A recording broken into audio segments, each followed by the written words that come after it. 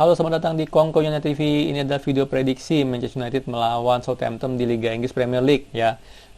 Dan sebelum itu kita ngomong itu hasil Liga Inggris di minggu ke-21 ya. Ini si Chelsea menang 2-0 lawan Burnley. Ini gua nonton. Kelihatannya taktiknya Tuchel sih mirip-mirip lah ya sama dengan Ole ya. Maksudnya itu standar 4-2-3-1 lah. Artinya standar apa? Mereka pakai satu box to box sama satu CDM ya. Jadi satu box to box gunanya untuk bantu nyerang. Satu CDM itu ya untuk membantu central defender untuk defense ya.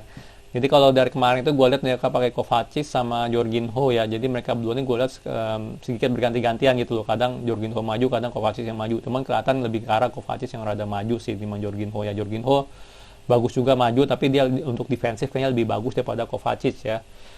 Di segi wingback, fullbacknya mereka jelas itu ada si siapa Aspi sama Alonso dipakai kemarin ya, dan mereka berdua wingbacknya benar-benar nggak tanggung-tanggung.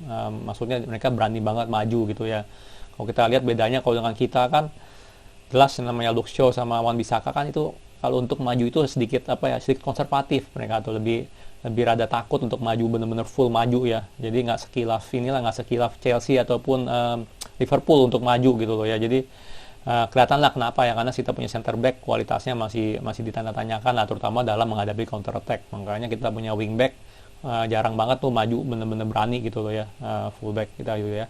Jadi di situ terus, mereka juga pakai dua winger inverted winger ya, jelas ya standar 4-2-3-1 inverted winger. Jadi gunanya winger itu bukan untuk crossing, gunanya dua winger ini untuk masuk ke kotak penalti ya. Nah, mereka kemarin pakai Warner tadinya di kiri ya, tapi Tammy Abraham di striker. Kemarin nggak tahu sendiri lah, Tammy Abraham kualitasnya kurang bagus banget, makanya halftime diganti, Warner jadi striker, kiri jadi Pulisic ya. Jadi Pulisic itu masuk ke dalam kotak penalti ya, bareng sama Callum Hudson-Odoi ya. Callum Hudson-Odoi juga tugasnya untuk masuk ke kotak penalti. Nah itu standar lah 4-2-3-1 seperti itu, benar nggak ya. Jadi wingernya inverted winger masuk kotak penalti, fullbacknya maju untuk kasih crossing gitu ke dalam kotak penalti ya. Jadi itu benar-benar kalau gue bilang sih bedanya sama Lampard juga adalah dia ini nggak maksain Mason Mount main bareng sama kayak Havertz ya. Kelihatan banget kemarin Mason Mount jadi nomor 10 ya, dan menurut gue sih cukup bagus kemarin mainnya Mason Mount ya. Bagus lah mainnya Mason Mount kemarin sebagai nomor 10. Bagusnya kenapa ketimbang mainin bareng sama kayak Havertz, karena ini memberikan kompetisi ya. Jadi ini posisi nomor 10 itu diperebutkan oleh Kai Havertz sama Mason Mount. Jadi artinya apa, mereka kalau main harus bagus gitu loh ya kan. Dan mungkin aja nih ya, kan gue kan selalu bilang nih, Kai Havertz nih flop. Mungkin aja hal seperti ini bisa membangkitkan kreativitasnya Kai Havertz gitu loh ya, bisa membangkitkan kayak cara daya juangnya kayak Havertz itu sebagai nomor 10. Udah ada Mason Mount nih ya kan, gue anak baru, gue harus nunjukin kalau gue bisa jadi nomor 10 ya. Nggak sebelumnya kan mereka berdua dipaksain main terus ya kan, kayak Havertz, Mason Mount, Timo Werner gitu mainin bareng terus semua gitu kan ya. Jadi kalau gue bilang sih pintarnya Tuchel di situ gitu, dia nggak memaksakan, nggak menganak emaskan beberapa pemain doang gitu loh ya. Jadi dia benar-benar lihat mana yang bagus, mana yang cocok, mana yang lagi form dimainin sama dia. Jadi bedanya mungkin di situ ya dengan Lampard. Tapi secara taktis menurut gue sih itu standar 4-2-3-1 ya, seperti yang gue bilang, satu CDM bantu defense ya, satu box to box bantu bantu serang ya, bantu nomor 10 lah untuk nyerang. Wingback atau fullback lah ya, fullback modern zaman sekarang harus bisa jadi wingback, ngaju untuk garis crossing ya. Winger inverted winger masuk ke kotak penalti ya, support ya untuk ngegolin lah ya. Jadi untuk finishing standar banget 4-2-3-1 sama kayak Ole yang mau melakukan ya. Tapi ya bedanya dengan Ole adalah Ole nggak punya materi pemain seperti Chelsea ya. Jelas kita di kanan, di kiri doang kita bisa jalan seperti itu ya. Luke Shaw maju untuk kasih crossing, Rashford masuk ke kotak penalti ya. Cuma di kiri doang, di kanan nggak ada ya. Kita nggak ada inverted winger yang sejati ya, bener nggak. Kita maksain doang kayak Greenwood ataupun Rashford di kanan gitu kan, kita maksain doang. Dan kanan jelas yang si Tuchel itu nggak bisa crossing sama sekali. Cuma bagus nekel doang di belakang, tapi maju tuh dia nggak bisa sama sekali. Jadi untuk crossing tuh nggak bisa si Tuchel. Jadi benar-benar kita kekurangan lah gitu, kita kekurangan materi pemain ya. Dan jelas dia untuk segi CDM holding midfield yang kita punya bagus cuma Pogba sebagai box to box ya kan, dan sementara CDM murni cuma ada Matic, benar, tapi Matic juga udah tua dan nggak ya, kinerjanya nggak bagus lah, benar, nggak udah on off gitu, bukannya nggak bagus ya. Cuman ada Fred doang sekarang ini yang lagi belajar lah untuk jadi CDM murni ya. Jadi seperti itu ya, kalau gue bilang ya mirip banget dengan Ole, cuma bedanya materi pemain mereka lengkap ya, dan cadangan mereka juga bagus ya. Sementara Ole materi pemain gak lengkap, ya cadangan juga ya jelas lah, nggak ya banyak banget yang nggak dipercaya sama Ole ya. Oke itu. Chelsea udah, kita ngomongin Chelsea selesai ya, menurut gue sih menarik lah untuk dilihat lah ke depannya gimana. Leicester kalah 1-3 nih ya lawan Leeds, kalau enggak kita udah kesingkir dia jadi peringkat 3 atau peringkat 3 gitu, benar nggak, dia naik ke peringkat 2 tapi dia kalah. Liverpool menang lagi lawan West Ham ya.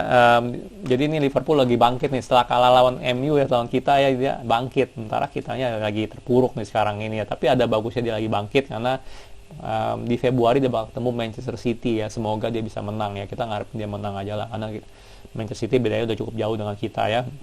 Tottenham kalah lagi sama Brighton ya, udah itu nggak perlu diomongin lah ya, karena ya gue sih nggak merhatiin Tottenham ya jujur aja, karena ya mereka punya taktik mah nggak banget lah ya, terlalu defensif ya, bener nggak. Dan juga Harry Kane lagi cedera lo, bener nggak, jadi ya ngandelin Son doang mah berat lah Tottenham kalau gue bilang. Terus kayaknya menarik itu doang ya, tambah Manchester City lah menang 1-0. Nah ini gue nextnya mungkin mau nonton Manchester City karena feeling gue, gue punya teori ya, gue udah nonton tuh Manchester City pas lagi nggak konsisten di awal musim, itu bukan karena mereka nggak formnya belum bagus, tapi karena mereka kehilangan Kevin De Bruyne ya. Kalau Manchester City kehilangan Kevin De Bruyne udah pasti jelas kreativitasnya jauh berkurang ya, nggak ada yang lain. Lihat Mahrez masih kalah kelas sama Kevin De Bruyne, Phil Foden masih kalah kelas sama Kevin De Bruyne. Jadi mereka lebih mengharapkan skill individual. Kalau emang nggak ada Kevin De Bruyne, lebih mengharapkan skill individual untuk memenangkan pertandingan ya. Dan mereka skill individualnya bagus gitu, bukannya enggak. Tapi mungkin aja Pep punya taktik lain, benar nggak, yang bedanya Pep sama Ole kan begitu, dia mungkin ada punya taktik lain untuk ya kalau nggak ada Kevin De Bruyne mainnya seperti apa, benar nggak. Tapi gue masih berteori itu kendalanya Manchester City sekarang ini ya. Oke, kita lihat ini sebentar ya tabelnya Liga. Jadi kita udah lihat tuh bedanya jauh ya, bedanya 3 poin dengan City, tapi City masih ada 1 game lagi di tangan ya, dan ini gue menurut gue sih pasti menang lah lawan Aston Villa, berarti bedanya 6 poin ya. Jadi kita bisa lihat Manchester United ini lagi keadaan terpuruk ya, bukannya terpuruk sih, lagi keadaan apa ya, lagi keadaan nggak konsisten nih ya. Dan semua tim ini lagi ada nggak konsisten, ada masa-masa nggak konsistennya, benar nggak, di luar awal musim ya. Dan sekarang Manchester United kemungkinan besar lagi mengalami itu ya. Tapi semoga nggak lama nih ya, karena kalau lama bahaya banget. Beda dikit banget tuh dengan Leicester, cuma beda 2 poin, Liverpool 1 poin ya. Kalau kita seri lagi atau apa, kita bisa langsung mundur ke bawah, turun ke bawah, langsung keluar ya kan, bisa langsung keluar dari top 4, benar nggak. Jadi ini kita sebagai fans MU, juara, ada chance juara atau enggak itu urusan belakangan, tapi kita tetap harus dukung terus ya, dan kita tetap harus percaya dong, kita masih bisa, walaupun chance-nya kecil sekali ya, kita masih bisa juara gitu, harus percaya ya, harus percaya ya. Kalau kita bukan fans Arsenal ya, di mana wah udah berat nih, benar nggak, targetnya big top 4 aja ya. Top 4 tetap harus kita targetin ya, itu target utama kita lah dari awal, lolos champion. Tapi karena kita masih ada kesempatannya, menurut gue masih ada kesempatannya ya, kita harus percaya gitu, harus berani percaya dan dukung terus MU gitu, semoga bisa jadi juara ya, semoga. Tapi tetap top 4 itu adalah goal utama ya. Dan kabar bagusnya sih gue bilang, Manchester City di Februari ini lumayan mainnya ya, ketemu Liverpool, ketemu Tottenham ya, dan juga ketemu Arsenal tuh ya kan, terakhir kita ketemu United. Jadi tanpa Kevin De Bruyne kita berharap aja mereka drop point ya. Ketemu Arsenal juga nggak apa-apa lah, kasih Arsenal menang ya, biar dia seneng gitu, bener gak? biar pecinta Ju seneng, bener nggak apa-apa itu, yang penting Manchester City drop point, bener nggak. Lawan ayam sayur sih rada berat ya menurut gue, Tottenham tanpa Kane berat kalau gue bilang, kecuali Kane udah bisa main ya. Jadi lawan ketemu Ipul, nah Ipul juga lagi bagus-bagusnya kan, baru udah mulai bangkit lagi setelah kalah, jadi semoga Liverpool juga bisa menang. Jadi kalau itu Arsenal Liverpool menang, tambah kita nanti menang juga misalnya, atau seri benar nggak lawan City, bisa ke handle dengan baik gitu. Menurut gue dia bisa drop point gitu. Jadi di Februari ini kemungkinan besar Manchester City bisa drop point tanpa Kevin De Bruyne ya. Kemungkinan. Jadi kita lihat aja. Itu harus diperhatikan juga ya. Oke, sekarang kita ngomongin prediksi pertandingan ya. Lawan Southampton. Nah, ini lawan Southampton. Southampton juga lagi ini ya, kalau gue bilang lagi nggak konsisten. Benar nggak, Southampton sekarang di mana sih? 11 gila, 11 aja. Padahal terakhir masih mid table loh. Gila, Southampton udah 11 di bawah Arsenal. ya. Tapi kita nggak boleh nganggap remeh, ya, benar-benar nggak boleh nganggap remeh, karena ntar coba lihat, Manchester United, Southampton, Everton, ya. Jadi kita nggak boleh nganggap remeh, karena ya namanya Southampton ya tetap Southampton, ya, dia bisa mengagetkan, benar nggak? Dia terakhir kan menang lawan siapa ya, dia lawan si Liverpool, benar nggak? Jadi bisa mengagetkan banget mereka, jadi jangan dianggap remeh. Cuman gue pengen ada beberapa kunci pemain kita yang harus diistirahatkan, ya. Kalau untuk kiper gue tetap pilih De Gea, ya, karena udah harus De Gea lah, benar nggak? Ya, nggak usah ngomongin lagi, kita nggak usah mendebatkan lagi lah De Gea lawan Henderson, ya, karena gue lihat Henderson main beberapa kali, ya, dia kiper bagus tapi dia belum ready, ya, secara mental dia belum ready. Kalau gue lihat secara skill mungkin ya hampir lah, ya, masih perlu banyak masih ada PR, tapi hampir, cuma secara mental masih belum, ya. Gue taruh Luke Shaw di kiri, ya, karena ya gitulah, kayaknya masih oke lah dia untuk main, ya kan, dia udah baru istirahat dua pertandingan yang lalu, ya. Menurut gue sih nggak perlu banyak rotasi, nggak apa-apa gitu loh, ya, selama fitnessnya masih bagus. Jadi kalau gue bilang Luke Shaw boleh main. Maguire dengan Bailey, ya, kalau jelas kalau misalnya Lindelof udah fit 100%, ya, punggungnya nggak apa-apa, jelas Lindelof bakal main, ya, karena Ole lebih suka Lindelof dengan Maguire. Di kanan gue taruh Williams, ya. Williams tahu gue udah nggak cedera lagi, dan menurut gue sih Wan-Bissaka itu udah harus banget ya diistirahatkan, ya. Udah berapa game dia main, dia cukup lama, udah kayak Pogba gitu. Jadi menurut gue dia harus istirahat lah, ya. Karena nextnya kita ketemu Everton, ya, lumayan gitu, ketemu Everton lebih susah dari Southampton, jadi kita perlu Wan-Bissaka fresh. Holding midfield gue pilih McTominay dengan Fred, ya.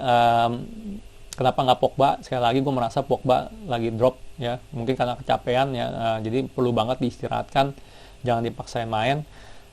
Dia tuh main jelek, bukan karena karena form. Kalau gue bilang dia lagi main kurang bagus, ya, lagi drop, karena ya gitulah, terlalu sering dimainin sama Ole, ya kan. Dia ngarepin Fernandes lagi drop, Pogba yang jadi penyelamat gitu kan. Menurut gue sih nggak bagus juga gitu. Jadi dia harus istirahatkan. Di game ini dia harus istirahatkan. Yang gue pilih McTominay, Fred. Kenapa nggak Van de Beek? Ya kita tahu sendiri lah, Van de Beek jelas dia punya prioritas tuh di bawah McTominay. Jadi McTominay pasti main dulu gitu ketimbang baru dia. Jadi McTominay dengan Fred, ya. Kalau mau Van de Beek main boleh juga, mungkin Fred diganti Van de Beek, ya. Kenapa nggak Van de Beek dengan Fred? Kalau menurut gue jangan, ya. Van de Beek sama Fred dulunya sama pendek, bahaya. Bola atas kita kurang power, ya. Jadi kalau seandainya Van de Beek harus main, dia harus main sama McTominay, ya. Jadi jangan sama Fred. Oke. Untuk penyerang gue pilih Rashford, Fernandes, Greenwood. Striker Cavani, ya. Martial untuk sementara harus dicadangin, ya, biar dia ya tahu diri dikit lah, ya. Bener nggak, ya, dari kemarin kayaknya benar-benar kurang banget dia main, ya. Kurang banget. Jadi Cavani harus main. Di kiri harus Rashford dan Fernandes harus main lah juga, ya, karena kita perlu mereka berdua ini balik lagi formnya, ya. Kita perlu mereka berdua ini percaya diri lagi, ya. Karena udah terlalu banyak kritis terhadap Rashford yang egois lah, dan juga Fernandes lah yang nggak bisa ngegolin atau apalah kalau nggak ngelawan tim buram gitu. Jadi mereka berdua harus main untuk ngegolin lagi, ya. Terutama Rashford, ya, karena kritik dia terlalu egois. Gue lihat dia jadi kurang pede, ya. Jadi kurang jadi grogi gitu loh untuk bawa bola gitu loh, untuk finishing. Dia jadi lebih sering cari teman untuk cover. Kalau gue sih nggak perlu. Rashford sedikit egois perlu gitu, karena dia inverted winger, dia harus masuk kotak penalti finishing, itu tugas dia, ya kan. Jadi itu menurut gue sih harus dia sedikit lebih egois, itu boleh gitu untuk Rashford, ya. Dan di kanan jelas Greenwood, ya, karena kita pengen lihat Greenwood comeback, ya. Greenwood udah nge-goal di FA Cup kemarin, ya, dan gue pengen lihat dia main lagi. Jujur gue pengen dia balik lagi, ya, karena sekarang ini kita punya depan ini masih nggak ada yang form yang bagus gitu loh, ya. Bener nggak? Rashford, Fernandes, Greenwood lagi loyo semua gitu. Nah, Cavani ya masih so-so lah, benar nggak average. Jadi kita perlu banget nih, depan kita tajam lagi, ya. Jangan, kalau depan kita nggak tajam ya sama aja kita nggak bisa ngegolin, benar nggak, ya. Tapi gimana juga Southampton juga lagi jelek, ya. Jadi kita lagi jelek, dia lagi jelek. Menurut gue sih kita bisa menang nih game, ya. Walaupun tetap harus hati-hati, jangan anggap remeh, ya. Karena ya kalau kita anggap remeh Southampton ya bisa kena batunya, benar nggak. Mereka skuadnya cukup fisikal juga, benar nggak, kalau main. Jadi benar-benar dari awal sampai akhir daya juang harus tinggi, ya. Kita harus comeback, kita harus menang. Ini game harus menang 100%, ya. Harus menang banget. Dan feeling gue sih kita bisa menang, ya. Mungkin menangnya nggak gede. Feeling gue sih kita bisa menang 2-1 lah, ya. Nggak clean sheet sih kayaknya sih nggak, ya. Feeling gue nggak. Karena si Southampton dari segi bola mati cukup bagus ya, set piece cukup bagus, dan kita cukup lemah gitu loh, kadang dengan corner ataupun defending free kick kita suka lemah. Jadi menurut gue sih bisa kemungkinan bisa kebobolan dari bola mati, tapi kita bisa ngegolin juga gitu loh ya. Jadi prediksi skor gue 2-1 untuk Manchester United ya. Ingat, kita harus dukung terus ya.